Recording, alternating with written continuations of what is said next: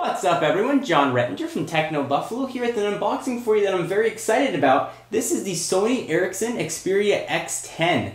This is Sony's take on Android operating system. They've put a new skin on it, Timescape and Mediascape, which supposedly add a lot of additional functionality. So without further ado, let's get started.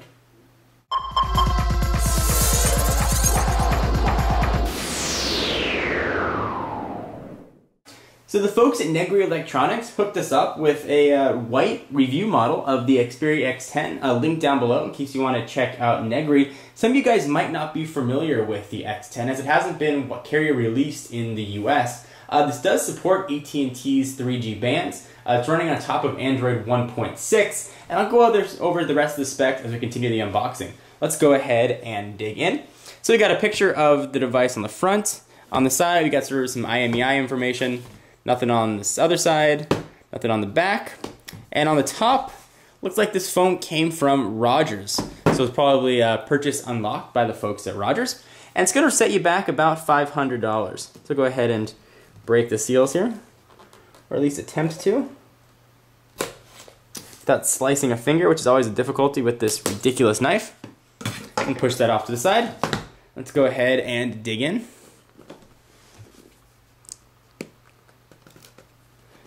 Now I got a chance to take a look at this for the first time at CES, and now that it's finally been released, I'm actually very excited about it. Sony has said this will be upgraded to the most recent version of Android 2.2, although the time frame for that is yet to be seen.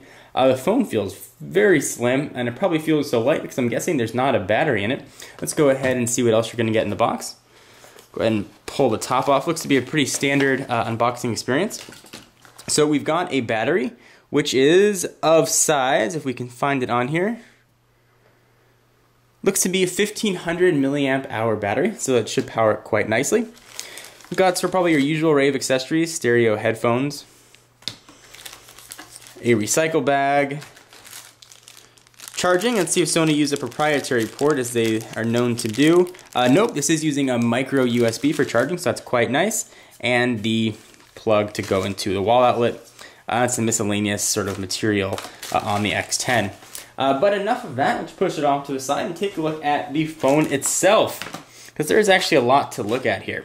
So here is the Xperia X10, and let's talk a bit about the specs that go into this, and sort of as we go through, I will power it on and see what sort of things look like. So it does have US 3G bands. Dimension-wise, it's 119 by 63 by 13 millimeters. Of course, it's a candy bar. That 1500 milliamp hour battery is going to get you about 8 hours of talk time, or about 415 hours of standby time.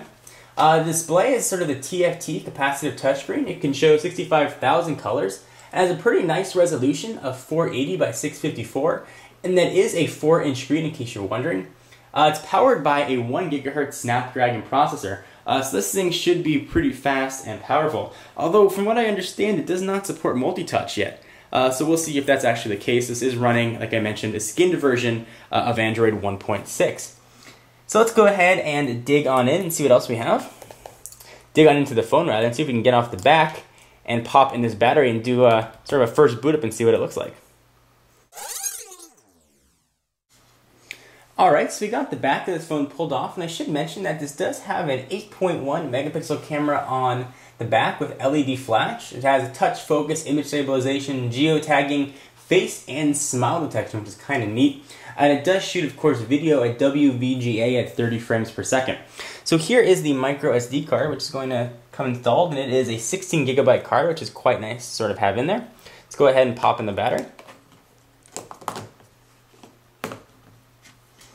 Turn this thing on and see what this Mediascape and Timescape interface looks like. So go ahead and hit the power, and while I'm powering this thing on, I'll continue sort of a tour of the device. So we've got your power and lock button on the top, 3.5mm headset jack, micro USB charging port on the side. On the left, don't really have much. On the right, you've got a volume toggle. Push the back all the way in place. Got a volume toggle. It looks like a hard button for the camera. On the back, you've got, or on the bottom rather, speaker and microphone. And the back, you've got your 8.1 megapixel sensor and LED flash. And this is the white model. It does also come in black, although I am kind of preferred to the white model. So it's telling me to connect this to a charger. It's got less than 5% battery, so I'm going to go ahead and do that. and we will come right back. Alright, so we're going to take a look at this phone for the first time. I just plugged it in, so it's not going to die on us. Here is the new unlock screen for the Timescape and Mediascape. You sort of swipe it up. Now I'll go through sort of the usual array of setup. We'll go for English, United States. Welcome. So I'm going to go ahead and go through the usual setup stuff, and I'll come back in a minute and show you what the operating system looks like.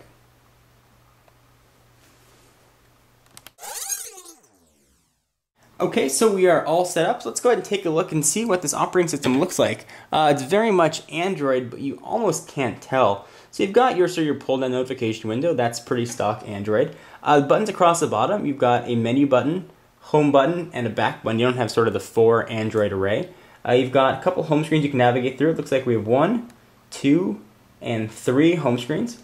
And there are a couple of things here for Timescape and Mediascape, which is sort of what Sony is calling their new skins. Let's go ahead and jump into Timescape and see what this looks like.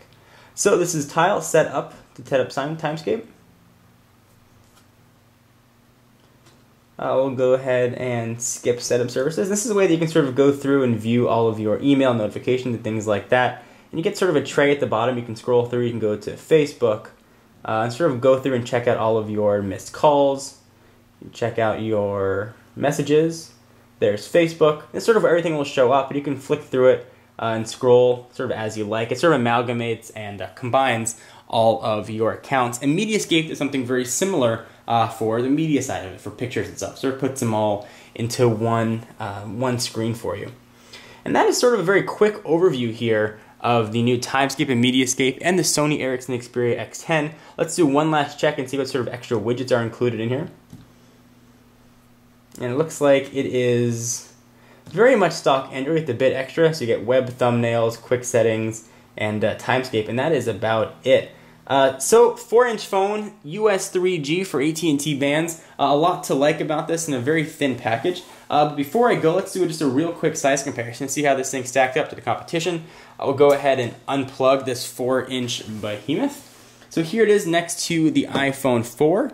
You can see that the size difference isn't that much. If you go ahead and stack on top of each other, a bit different.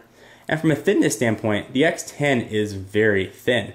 If we bring in a bit of a larger phone, here is the Evo 4G. So you have the 4.3-inch screen compared to the 4. You definitely notice that 1/3 of an inch. Side to side, you can see how thin the X10 is. And lastly, here is the X10 with the Droid X. You can see that the Droid X is definitely the big daddy of them all, and there's clearly a thickness difference here. So hope you guys enjoyed. Thank you to the folks at Negri Electronics for hooking us up with this review unit. Some more coverage on the X10 will be coming up, including a look at its little brother. Anyway, I am John Rettinger from Techno Buffalo, and I will see you in the next video. Bye-bye.